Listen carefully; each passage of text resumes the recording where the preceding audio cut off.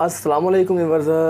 किसानां दा कतलेआम होण दिया वै किस तरह हो सकता वै कि किसानां दे उत्ते जुल्म किया जाए तो मुसलमान चुप रहे। इस तरह नहीं हो सकता। मुसलमान पाकिस्तानी पंजाबी किसानां दी अज भी सपोर्ट करता वै, कल भी करता वै तो हमेशा तो करते रहणगे। डॉक्टर सुखप्रीत सिंह जी की वीडियो लैके आए हैं। ये सिखां दे नाल ही इस तरह क्यों होण दिया वै। पहले आप वीडियो देखांगे, उस तो बाद फिर आप रिएक्ट करांगे। व्हाट्सअप होंगे, इंस्टाग्राम होंगे, फेसबुक होंगे। फेसबुक जो मेरे पेज में लाइक करो, व्हाट्सअप तो मैं मजीद इदा दी वीडियो सेंड करो। सो आओ वीडियो स्टार्ट करिए। बहुत ही सत्कारयोग गुरु सारे खालसा जीओ। आओ सब तो पहला गुरुदेव पातशाह की बख्शिश पवित्र फतेह बुलंद करिए। सत्कार सहित आखना जी वाहिगुरू जी का खालसा वाहिगुरू जी की फतेह। खबर अक्सर तुसी सोशल माध्यमां दे उपर, बिजलई साधनां दे उपर, सोशल मीडिया दे उपर सारियां ने वेख भी लईयां होणगियां, सुन भी लईयां होणगियां कि किस तरह दे नाल उत्तर प्रदेश दे विच शांतमई संघर्ष कर रहे किसानां दे उपर गोलियां भी चलाईयां गईयां, गड्डियां भी चढ़ाईयां गईयां। अजे तक प्राप्त जानकारी के मुताबिक साढ़े 3 किसान भरा इस संघर्ष के लेखे अज लग गए, भाव के अपनियां जानां जड़ियां सी उस संघर्ष के लेखे ला गए। अज उन्हां दे हत्थ दे विच कोई खालसाई निशान भी नहीं सी। रोस के झंडे सन, किसानी जथेबंदियां दे झंडे सन। पर इस दे बावजूद भी उत्तर प्रदेश की भाजपा सरकार दे वल्लों जिस तरह का दमन चक्कर चला के बेरहमी दे नाल उन्हां किसानां दियां नूं ते जे मैं को अपनी कौमी दी शब्दावली तो कहां तां बहुतात सिख किसानां दे उपर जिस तरह दे नाल जुल्म किया गया, वो अपने आप दे विच एक बहुत घिनौनी हरकत है। इहदे विच कोई शक नहीं है। किसान संघर्ष बेशक सिखर दे उपर है, बहुत थावां दे उपर साडे भरा शांतमई संघर्ष कर रहे ने, पर हुकूमत दे वल्लों किते ना किते ऐसी बयानबाजी या फिर इस तरह दे नाल सारी चीज़ नूं विख्यात किया जा रहा है कि जिस तरह दे नाल वायलेंस सरकार दे वल्लों करन दी ते उकसाउण दी कोशिश की जा रही है। जिस इलाके दे विच लखीमपुर दे विच उत्तर प्रदेश के जिस खिते दे विच एक घिनौना घटनाक्रम वापरिया है, उसे ही इलाके दे विच मैंबर पार्लीमेंट अजय मिश्रा ने अपनी एक छोटी जी सभा दे विच लोकां नूं संबोधित हुंदियां ये गल कही सी कि जेकर असी सामना करन दे उपर उतर आए तां असी अपने अगे किसी नूं टिकण नहीं देवांगे। एक तरह की धमकी नुमा तकरीर दे विच उसने ये गल कही सी कि मंत्री या सांसद होने तो पहला मैं की हाँ, मेरे पिछोकड़ नूं तुसी भली भांत जानते हो ते मैं हर चुनौती नूं प्रवान करदा हाँ, ते जेकर इस वारी मैं तुहाडी चुनौती नूं प्रवान कीता तां तुसी बलिया नहीं बल्कि लखीमपुर तो भी अगे जाके साह लओगे। जेकर उस दी तकरीर दी इस सारी शब्दावली नूं सूक्ष्मता दे नाल अध्ययन करके वेख्या जाए तो बिल्कुल तुहाडी मानसिकता दे विच उही वक्त आ जाएगा जिस तरह कदी मध्य प्रदेश दे विच सिख किसानां दा जो हाल किया गया सी। सो किते ना किते जिहड़े किसान अपने हक्कां दे वास्ते, अपनियां हक्की मंगां दे वास्ते जां फिर अपनी ज़रायत नूं बचाउण दे वास्ते संघर्ष कर रहे ने, सरकार ने उस संघर्ष दीयां मंगां दे उपर हमदर्दी नाल विचार ते की करनी है, बल्कि सरकार दे वल्लों ही हिंसक हो के ऐसे वर्तारे जिहड़े ने वो कीते जा रहे ने जदों कि किसानां दा संघर्ष पूर्ण रूप दे विच शांतमई है। एक गल अज मैं होर कहण तों गुरेज नहीं करांगा कि जिस वेले पंजाब दा नौजवान खालसाई निशान दे अधीन संघर्ष करदा है ਤਾਂ ਸਾਡੀਆਂ ਬਹੁਤ ਸਾਰੀਆਂ ਖੱਬੇ ਪੱਖੀ ਕਿਸਾਨ ਜਥੇਬੰਦੀਆਂ ਵੱਲੋਂ ਵੀ ਇਹ ਗੱਲ ਕਹੀ ਜਾਂਦੀ ਹੈ ਕਿ ਨਿਸ਼ਾਨ ਸਾਹਿਬ ਨਾ ਲੈ ਕੇ ਆਓ, ਇੱਥੇ ਧਰਮ ਦੀ ਗੱਲ ਨਾ ਕਰੋ, ਇੱਥੇ ਧਰਮ ਦੀ ਵਿਚਾਰਧਾਰਾ ਦੀ ਗੱਲ ਨਹੀਂ ਹੋਣੀ ਚਾਹੀਦੀ, ਇੱਥੇ ਹਲੇਮੀ ਰਾਜ ਦੀ ਗੱਲ ਨਹੀਂ ਹੋਣੀ ਚਾਹੀਦੀ, ਇੱਥੇ ਅਨੰਦਪੁਰ ਸਾਹਿਬ ਦਾ ਮਤਾ ਨਹੀਂ ਹੋਣਾ ਚਾਹੀਦਾ। ਠੀਕ ਹੈ, ਮੰਨ ਲਿਆ ਉਹਨਾਂ ਦੀਆਂ ਗੱਲਾਂ ਜਾਇਜ਼ ਨੇ, ਪਰ ਅੱਜ ਜਰਾ ਸਾਰੀ ਵੀਡੀਓ ਨੂੰ ਵੇਖੋ, ਕਿਸ ਨੌਜਵਾਨ ਦੇ ਹੱਥ ਦੇ ਵਿੱਚ ਖਾਲਸਾਈ ਨਿਸ਼ਾਨ ਸਾਹਿਬ ਸੀ, ਕੌਣ ਉੱਥੇ ਉੱਤਰ ਪ੍ਰਦੇਸ਼ ਦੇ ਵਿੱਚ ਅਨੰਦਪੁਰ ਸਾਹਿਬ ਦੇ ਮਤੇ ਦੀ ਗੱਲ ਕਰ ਰਿਹਾ ਸੀ, ਕਿੱਥੇ ਕੋਈ ਉੱਥੇ ਨਿਹੰਗ ਸਿੰਘ ਸਨ, ਕਿਸਾਨ ਸਨ, ਕਿਸਾਨਾਂ ਦੇ ਬੱਚੇ ਸਨ, ਦੋਸ਼ ਸਿੱਖ ਕਿਸਾਨਾਂ ਦੇ ਬੱਚੇ ਸਨ।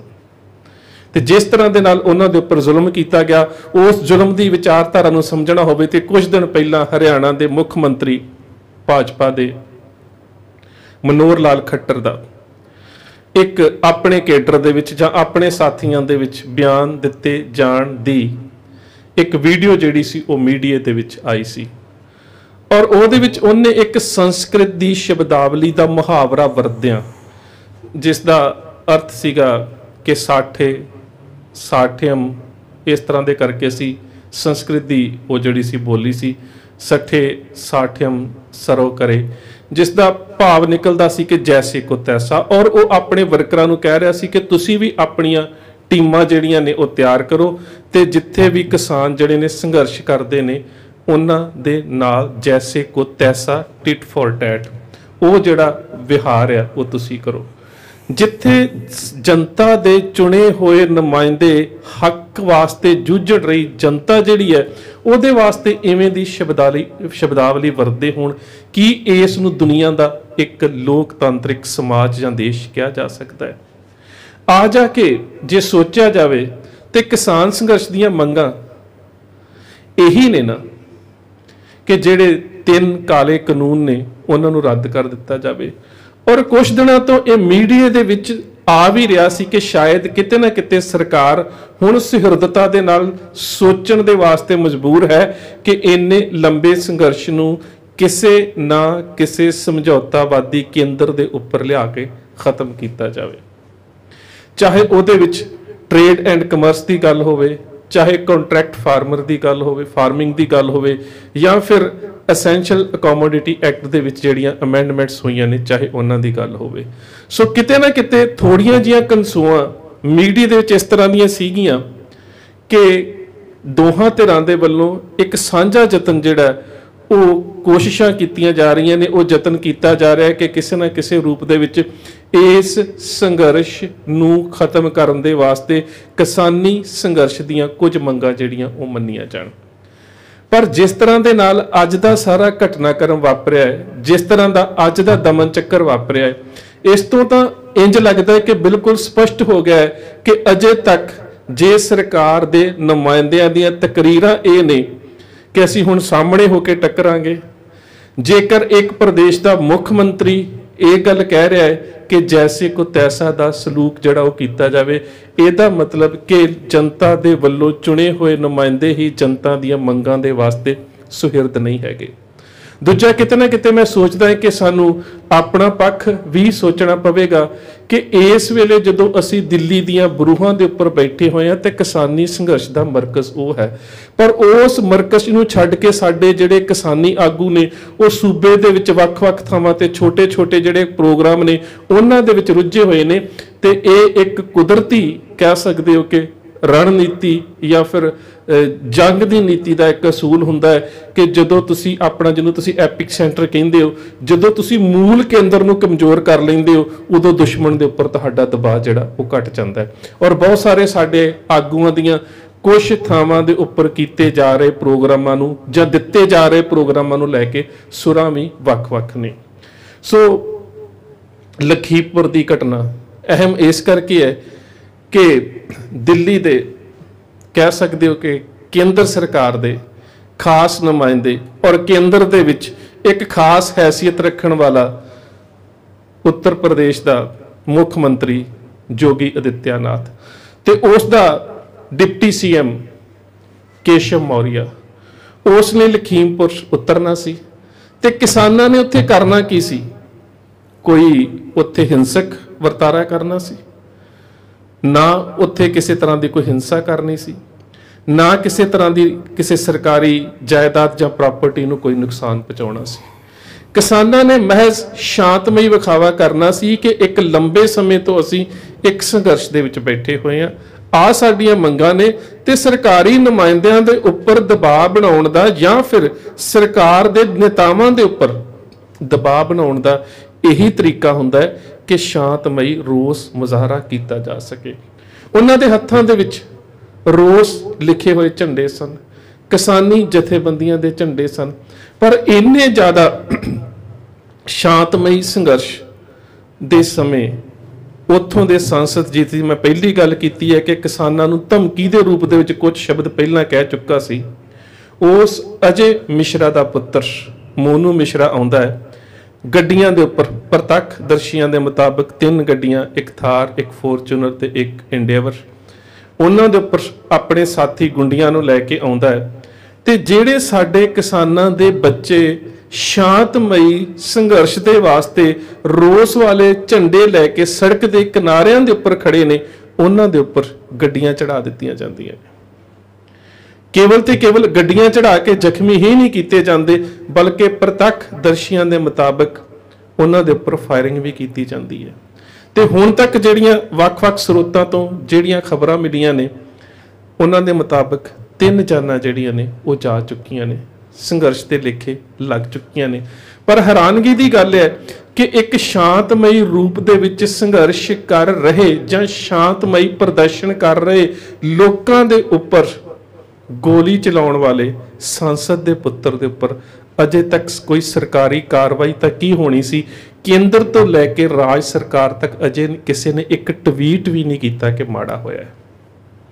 ਹੁਣ ਇੱਥੇ ਸੋਚਣ ਵਾਲੀ ਗੱਲ ਇਹ ਹੈ ਕਿ ਜੇਕਰ ਇੱਕ ਕਿਸਾਨ ਦਾ ਬੱਚਾ ਇਸ ਸੰਘਰਸ਼ ਦੇ ਦੌਰਾਨ ਇੱਕ ਸਰਕਾਰ ਦੇ ਖਿਲਾਫ ਨਾਅਰਾ ਵੀ ਲਾਉਂਦਾ, ਜਿੱਥੇ ਸਰਕਾਰ ਨੂੰ ਲੱਗਦਾ ਕਿ ਇਤਰਾਜ਼ਯੋਗ ਹੈ, ਉਹਦੇ ਖਿਲਾਫ ਉਸੇ ਵੇਲੇ ਕੇਸ ਦਰਜ ਕੀਤਾ ਜਾਂਦਾ ਹੈ। ਪਰ ਕੀ ਇਹ ਕਾਨੂੰਨ ਇਸ ਗੱਲ ਵਾਸਤੇ ਕਹਿ ਸਕਦੇ ਹੋ ਕਿ ਲੋਕਾਂ ਦੇ ਹੱਕਾਂ ਦੀ ਰਾਖੀ ਕਰਨ ਦੇ ਅਸਮਰੱਥ ਕਿਉਂ ਹੁੰਦਾ ਜਾ ਰਿਹਾ ਹੈ ਕਿ ਸ਼ਾਂਤਮਈ ਤੌਰ ਤੇ ਸੰਘਰਸ਼ ਕਰ ਰਹੇ ਲੋਕਾਂ ਦੇ ਉੱਪਰ ਗੱਡੀ ਚੜਾ ਦਿੱਤੀ ਜਾਂਦੀ ਹੈ, ਉਹਨਾਂ ਨੂੰ ਫਾਇਰਿੰਗ ਕਰਕੇ ਕਤਲ ਕਰ ਦਿੱਤਾ ਜਾਂਦਾ ਹੈ। ਇਹਦੇ ਬਾਵਜੂਦ ਵੀ 302 ਦਾ ਭਾਵ ਕਿ ਕਤਲ ਦਾ ਮੁਕੱਦਮਾ ਦਰਜ ਨਹੀਂ ਹੁੰਦਾ। ਮੈਂ ਫਿਰ ਕਹਿੰਦਾ ਕਿ ਹੋ ਸਕਦਾ ਕਿ ਉਹ ਤਾਂ ਅਗਲੇਰੀ ਕਾਰਵਾਈ ਹੋਵੇ, ਕੇਂਦਰ ਦੀ ਸਰਕਾਰ ਦੇ ਵੱਲੋਂ ਤੇ ਰਾਜ ਦੀ ਸਰਕਾਰ ਦੇ ਵੱਲੋਂ ਇੱਕ ਟਵੀਟ ਕਰਕੇ ਵੀ ਇਹ ਨਹੀਂ ਕਿਹਾ ਜਾਂਦਾ ਕਿ ਜਿਹੜੀ ਘਟਨਾ ਵਾਪਰੀ ਹੈ ਉਹਦੇ ਦੋਸ਼ੀਆਂ ਦੇ ਉੱਪਰ ਕਾਨੂੰਨੀ ਕਾਰਵਾਈ ਕੀਤੀ ਜਾਵੇਗੀ, ਤੇ ਜਿਹੜੀ ਘਟਨਾ ਮਾੜੀ ਹੈ ਉਹ ਆ ਜਾ ਕੇ ਇਸ ਲੋਕਤੰਤਰ ਦੇ ਉੱਪਰ ਇੱਕ ਬਹੁਤ ਵੱਡਾ ਕਲੰਕ ਹੈ। ਹੁਣ ਬਹੁਤ ਸਾਰੀਆਂ ਜਾਨਾਂ ਇਸ ਸੰਘਰਸ਼ ਦੇ ਵਿੱਚ ਜਾ ਚੁੱਕੀਆਂ ਨੇ। ਸੰਘਰਸ਼ ਦਾ ਜਿਹੜਾ ਮੈਂ ਪਹਿਲਾਂ ਵੀ ਕਹਿ ਚੁੱਕਾ ਕਿ ਜਿਹੜਾ ਦਿੱਲੀ ਦੀਆਂ ਬਰੂਹਾਂ ਦੇ ਬਾਹਰ ਜਿਹੜਾ ਸੰਘਰਸ਼ ਦਾ ਇੱਕ ਸਿਖਰ ਸੀ, ਉਸ ਨੂੰ ਦਿਨੋਂ ਦਿਨ ਕਮਜ਼ੋਰ ਕੀਤਾ ਜਾ ਰਿਹਾ ਹੈ। ਸਾਡੀਆਂ ਕਿਸਾਨ ਜਥੇਬੰਦੀਆਂ ਦੇ ਬਹੁਤੇ ਆਗੂ ਮੈਨੂੰ ਲੱਗਦਾ ਕਿ ਅਜੇ ਵੀ ਇਸ ਸੰਘਰਸ਼ ਦੀ ਜਿਹੜੀ ਬਹੁਤ ਵੱਡੀ ਅਹਿਮੀਅਤ ਆ ਉਸ ਨੂੰ ਨਹੀਂ ਸਮਝ ਰਹੇ ਕਿ ਜੇਕਰ ਅਸੀਂ ਇਸੇ ਤਰ੍ਹਾਂ ਵੱਖ-ਵੱਖ ਸੁਰ ਰੱਖਾਂਗੇ ਤਾਂ ਕਿਤੇ ਨਾ ਕਿਤੇ ਸਰਕਾਰਾਂ ਇਸ ਦਮਨਕਾਰੀ ਨੀਤੀ ਦੇ ਨਾਲ ਇਸ ਸੰਘਰਸ਼ ਨੂੰ ਕੁਚਲ ਦੇਣਗੀਆਂ। ਔਰ ਕਈ ਵਾਰੀ ਇੰਜ ਵੀ ਹੁੰਦਾ ਹੈ ਕਿ ਸਰਕਾਰ ਦੇ ਵੱਲੋਂ ਹੀ ਹਿੰਸਾ ਨੂੰ ਜਨਮ ਦੇ ਦਿੱਤਾ ਜਾਂਦਾ ਹੈ। ਹਿੰਸਾ ਕੀਤੀ ਸਰਕਾਰ ਦੇ ਵੱਲੋਂ ਜਾਂਦੀ ਹੈ, ਸਰਕਾਰ ਦੇ ਸ਼ਾਮਲ ਕੀਤੇ ਵਿਅਕਤੀਆਂ ਦੇ ਵੱਲੋਂ ਕੀਤੀ ਜਾਂਦੀ ਹੈ, ਤੇ ਉਹ ਪੈਦਾ ਕਰਵਾਈ ਜਿਹੜੀ ਹਿੰਸਾ ਹੁੰਦੀ ਹੈ ਇੱਕ ਵੱਡੇ ਸ਼ਾਂਤਮਈ ਸੰਘਰਸ਼ ਨੂੰ ਖਤਮ ਕਰਨ ਦਾ ਕਾਰਨ ਬਣ ਜਾਂਦੀ ਹੈ। ਸੋ ਬੇਨਤੀ ਮੈਂ ਫਿਰ ਕਰ ਦੇਵਾਂ ਕਿ ਜਿਹੜੀਆਂ ਜਾਨਾਂ ਗਈਆਂ ਨੇ ਉਹ ਵਾਪਸ ਨਹੀਂ ਆਉਣਗੀਆਂ। ਉਹਨਾਂ ਦੇ ਪਰਿਵਾਰਾਂ ਨੂੰ ਪੁੱਛ ਕੇ ਵੇਖੋ, ਉਹ ਤਾਂ ਘਰਾਂ ਤੋਂ ਸ਼ਾਂਤਮਈ ਰੋਸ ਮੁਜ਼ਾਹਰਾ ਕਰਨ ਵਾਸਤੇ ਆਏ ਸਨ, ਤੇ ਉਹਨਾਂ ਹੀ ਲੋਕਾਂ ਨੇ ਜਿਨ੍ਹਾਂ ਲੋਕਾਂ ਨੂੰ ਉਹਨਾਂ ਨੇ ਚੁਣਿਆ ਹੋਵੇਗਾ, ਉਸ ਇਲਾਕੇ ਦੇ ਜਿਹੜੇ ਲੋਕ ਸੀ, ਰਾਜਨੇਤਾ ਸੀ, ਉਹਨਾਂ ਦੇ ਹੁਕਮਾਂ ਦੇ ਉੱਪਰ ਉਹਨਾਂ ਨੂੰ ਸਦਾ ਦੀ ਨੀਂਦ ਸਵਾ ਦਿੱਤਾ ਗਿਆ। ਸੋ ਕੀ ਹੁਣ ਇਹ ਜਿਹੜਾ ਸੰਘਰਸ਼ ਹੈ ਇਹ ਇਸੇ ਹੀ ਰੂਪ ਦੇ ਵਿੱਚ ਰਹੇਗਾ, ਜਾਂ ਇਹਦੇ ਵਾਸਤੇ ਕੋਈ ਅਗਲੇਰਾ ਪ੍ਰੋਗਰਾਮ ਉਲੀਕਿਆ ਜਾਵੇਗਾ ਕਿ ਸਰਕਾਰ ਦੇ ਕੰਨਾਂ ਦੇ ਉੱਪਰ ਕੋਈ ਜੂੰ ਸਰਕ ਸਕੇ, ਜਾਂ ਫਿਰ ਇਸੇ ਤਰ੍ਹਾਂ ਹੀ ਝੰਡਿਆਂ ਦੇ ਵਿੱਚ ਤੇ ਕਫਨਾਂ ਦੇ ਵਿੱਚ ਲਪੇਟ ਕੇ ਸਾਡੇ ਬੱਚਿਆਂ ਦੀਆਂ ਲਾਸ਼ਾਂ ਘਰਾਂ ਦੇ ਵਿੱਚ ਆਉਣਗੀਆਂ? ਜ਼ਰੂਰ ਸੋਚੋ ਇਸ ਗੱਲ ਨੂੰ। ਇੰਨੀਆਂ ਬੇਨਤੀਆਂ ਪ੍ਰਵਾਨ। ਫਤਿਹ ਦੀ ਸਾਂਝ। ਸਤਿਕਾਰ ਸਹਿਤ ਆਖਣਾ ਜੀ। ਵਾਹਿਗੁਰੂ ਜੀ ਕਾ ਖਾਲਸਾ, ਵਾਹਿਗੁਰੂ ਜੀ ਕੀ ਫਤਿਹ। ਸੋ ਵਿਵਰਸ, ਇਹ ਸੀ ਅੱਜ ਦੀ ਵੀਡੀਓ। ਡਾਕਟਰ ਸੁਖਪ੍ਰੀਤ ਸਿੰਘ ਜੀ ਇੱਕ ਗਿਲਾ ਕਰਨ ਦੇ ਸੀ, ਇੱਕ ਕਿ ਇੱਕ ਕਿੱਡਾ ਵੱਡਾ ਸਿੱਖਾਂ ਦੇ ਨਾਲ, ਕਿਸਾਨਾਂ ਦੇ ਨਾਲ ਨਹੀਂ ਬਲਕਿ ਸਿੱਖਾਂ ਦੇ ਨਾਲ ਜ਼ੁਲਮ ਹੁੰਦਿਆ ਵੈ। ਤੇ ਇਹ ਨਹੀਂ ਹੋ ਸਕਦਾ ਸਿੱਖਾਂ ਦੇ ਨਾਲ, ਪੰਜਾਬੀਆਂ ਦੇ ਨਾਲ, ਕਿਸਾਨਾਂ ਦੇ ਨਾਲ ਕੋਈ ਜ਼ੁਲਮ ਕਰੇ, ਉਹਨਾਂ ਦਾ ਕਤਲੇਆਮ ਕਰੇ ਤੇ ਮੁਸਲਮਾਨ ਉਹਨਾਂ ਦੀ ਸਪੋਰਟ ਨਾ ਕਰੇ। ਅਸੀਂ ਪਾਕਿਸਤਾਨੀ, ਅਸੀਂ ਪੰਜਾਬੀ, ਅਸੀਂ ਕਿਸਾਨਾਂ ਦੀ ਸਪੋਰਟ ਕਰਨੇ ਆ ਤੇ ਕਰਦੇ ਰਵਾਂਗੇ। ਹੱਕ ਬੰਦਾ ਕੋਈ ਪਲੇਟ 'ਚ ਪਾ ਕੇ ਨਹੀਂ ਕਿਸੇ ਨੂੰ ਕੋਈ ਦਿੰਦਾ ਕਿਸੇ ਨੂੰ। ਆਜ਼ਾਦੀ ਜਿਹੜੀ ਹੈ, ਕੋਈ ਵੀ ਮਤਲਬ ਕੋਈ ਆਪਣਾ ਹੱਕ ਜਿਹੜਾ ਵੈ ਉਹ ਕੋਈ ਪਲੇਟ 'ਚ ਪਾ ਕੇ ਨਹੀਂ ਲਿਆ ਜਾਂਦਾ, ਉਹ ਖੋਇਆ ਜਾਂਦਾ ਵੈ। ਪੂਰੀ ਦੁਨੀਆ ਦੀ ਹਿਸਟਰੀ ਦੇ ਵਿੱਚੋਂ ਮੈਨੂੰ ਇੱਕ ਵੀ ਦਿਖਾ ਦਿਓ ਕਿਸੇ ਨੇ ਪਲੇਟ 'ਚ ਪਾ ਕੇ ਕਿਸੇ ਨੂੰ ਹੱਕ ਦਿੱਤਾ ਹੋਵੇ। ਕੋਈ ਵੀ ਨਹੀਂ ਗਾ ਦਿੰਦਾ, ਹੱਕ ਨੂੰ ਖਿੱਚਣਾ ਪੈਂਦਾ ਵੈ। ਇੱਕ ਗੱਲ ਤੇ ਫਾਈਨਲ ਹੋ ਗਈ ਨਾ, ਇੱਕ ਗੱਲ ਤੇ ਬਿਲਕੁਲ ਇਹਦੀ ਅੱਗੇ ਅਗਲੀ ਕੋਈ ਰਾਏ ਬਣਦੀ ਨਹੀਂ ਹੈ। ਇਸ ਮੌਜੂਦਾ ਸਿਸਟਮ ਦੇ ਵਿੱਚ ਰਹਿ ਕੇ ਇਨਸਾਫ ਕਿਸੇ ਨੂੰ ਨਹੀਂ ਮਿਲ ਸਕਦਾ। ਇਹ ਮੌਜੂਦਾ ਸਿਸਟਮ ਹੈ ਹੀ ਇਹਨਾਂ ਸਿਆਸਤਦਾਨਾਂ ਵਾਸਤੇ। ਇਹ ਨਹੀਂ ਚਾਹੁੰਦੇ ਕਿ ਇਹ ਮੌਜੂਦਾ ਸਿਸਟਮ ਖਤਮ ਹੋਵੇ। ਇਹ ਮੌਜੂਦਾ ਸਿਸਟਮ ਖਤਮ ਹੋਏਗਾ, ਇਨਸਾਫ ਵਾਲੇ ਨੂੰ ਇਨਸਾਫ ਮਿਲੇਗਾ। ਉਹ ਮੌਜੂਦਾ ਸਿਸਟਮ, ਅਗਲਾ ਸਿਸਟਮ ਕੀ ਹੋਏਗਾ? ਖਾਲਸਾ ਰਾਜ। ਖਾਲਸਾ ਰਾਜ ਆਏਗਾ, ਇਨਸਾਫ ਵਾਲੇ ਨੂੰ ਇਨਸਾਫ ਮਿਲੇਗਾ। ਯਾਰ ਮੈਨੂੰ ਤੁਸੀਂ ਦੱਸੋ, ਖਾਲਸਾ ਰਾਜ ਜਿਹੜਾ ਵਾ ਇਹ ਕੀ ਅਸਮਾਨਾਂ ਤੋਂ ਨਾਜ਼ਲ ਹੋਣਾ ਵਾ ਜਾਂ ਕਿਸੇ ਨੇ ਜੇਬੀ 'ਚ ਪਾ ਕੇ ਲਿਆਉਣਾ ਵਾ? ਨਹੀਂ, ਖਾਲਸਾ ਰਾਜ ਇਹੀ ਹੈ। ਜਿਸ ਤਰ੍ਹਾਂ ਗੁਰੂ ਸਾਹਿਬਾਨ ਨੇ ਸਜ਼ਾਵਾਂ ਦਿੱਤੀਆਂ ਸੀ, ਉਸੇ ਤਰ੍ਹਾਂ ਹੀ ਸਜ਼ਾਵਾਂ ਦੇਣ। ਖਾਲਸਾ ਰਾਜ ਬਾਬਾ ਜਰਨੈਲ ਸਿੰਘ ਭਿੰਡਰਾਂ ਜੀ ਵਾਲਾ ਲੈ ਕੇ ਆਇਆ ਸੀਗਾ। ਬਾਬਾ ਜਰਨੈਲ ਸਿੰਘ ਭਿੰਡਰਾਂ ਜੀ ਵਾਲੀ ਦੀ ਸੋਚ ਦੇ ਉੱਤੇ ਚੱਲਣ। ਜਿੱਦਾਂ ਉਹਨੇ ਲੋਕਾਂ ਨੂੰ ਇੱਕ 2 ਮਿੰਟਾਂ ਦੇ ਵਿੱਚ ਲੋਕਾਂ ਨੂੰ ਇਨਸਾਫ ਦਿੱਤਾ ਸੀਗਾ, ਉਸ ਚੀਜ਼ ਨੂੰ ਦੁਬਾਰਾ ਜ਼ਿੰਦਾ ਕੀਤਾ ਜਾਵੇ। ਇਹੋ ਹੀ ਖਾਲਸਾ ਰਾਜ ਹੈ। ਬਾਕੀ ਸਾਡੀ ਕਿਸਾਨਾਂ ਨੂੰ ਫੁੱਲ ਸਪੋਰਟ ਹੈ, ਅਸੀਂ ਸਪੋਰਟ ਕਰ ਰਹੇ ਹਾਂ ਤੇ ਕਰਦੇ ਰਵਾਂਗੇ। ਥੱਲੇ ਕਮੈਂਟ ਬਾਕਸ ਵਿੱਚ ਲੋਕੀ ਕਹਿਣਗੇ, ਮੈਨੂੰ ਕਹਿਣਗੇ ਪਾਕਿਸਤਾਨੀ ਤੂੰ ਆਪਣੀ ਔਕਾਤ ਵਿੱਚ ਰਹਿ। ਮੇਰਾ ਉਹਨਾਂ ਨੂੰ ਜਵਾਬ ਇਹ ਹੈ ਕਿ ਇਹ ਕਿਸਾਨ ਹੈ, ਇਹ ਕਿਸਾਨ ਆਪਣਾ ਹੱਕ ਲੈਣ ਵਾਸਤੇ ਗਏ ਹੈ। ਇਹ ਸਿੱਖ ਹੈ, ਇਹ ਸਿੱਖ ਆਪਣਾ ਹੱਕ ਲੈਣ ਵਾਸਤੇ ਗਏ ਹੈ। ਹੱਕ ਲੈ ਕੇ ਹੀ ਵਾਪਸ ਹੋਣਗੇ। ਇੰਡੀਆ ਦੀ ਹਿਸਟਰੀ ਦੇ ਵਿੱਚ ਕਦੀ ਕਿਸੇ ਨੇ ਗੋਦੀ ਮੀਡੀਆ ਨੂੰ, ਇੱਦਾਂ ਦੀ ਸਰਕਾਰ ਨੂੰ ਕਦੀ ਕਿਸੇ ਨੇ ਨੱਥ ਨਹੀਂ ਪਾਈ। ਤੇ ਬਾਕੀ ਡਾਕਟਰ ਸੁਖਪ੍ਰੀਤ ਸਿੰਘ ਜੀ ਦਾ ਜਿਹੜਾ ਪੈਗਾਮ ਸੀਗਾ ਉਹ ਬਿਲਕੁਲ ਇਹੀ ਹੈ ਕਿ ਇਸ ਤਰ੍ਹਾਂ ਕੰਮ ਨਹੀਂ ਬਣੇਗਾ। ਇਸ ਸਿਸਟਮ ਦੇ ਵਿੱਚ ਰਹਿ ਕੇ ਸਾਨੂੰ ਇਨਸਾਫ ਨਹੀਂ ਮਿਲੇਗਾ। ਇਸ ਸਿਸਟਮ ਨੂੰ ਬਦਲਣਾ ਪਏਗਾ। ਤੇ ਬਾਕੀ ਮੇਰੀ ਆਪਣੀ ਇੱਕ ਰਾਏ ਸੀ, ਮੇਰਾ ਇੱਕ ਆਪਣਾ ਖਿਆਲ ਸੀ। ਤੁਹਾਡਾ ਇਹ ਖਿਆਲ ਹੈ, ਤੁਹਾਡੀ ਕੀ ਰਾਏ ਹੈ? ਤੁਸੀਂ ਥੱਲੇ ਕਮੈਂਟ ਬਾਕਸ ਵਿੱਚ ਲਾਜ਼ਮੀ ਦੱਸੋ। ਇਹ ਸੀ ਅੱਜ ਦੀ ਵੀਡੀਓ। ਮਿਲਾਂਗੇ ਤੁਹਾਨੂੰ ਅਗਲੀ ਵੀਡੀਓ ਵਾਸਤੇ। ਇਜਾਜ਼ਤ ਚਾਹੁੰਦੇ ਹਾਂ। ਅੱਲਾ ਹਾਫਿਜ਼।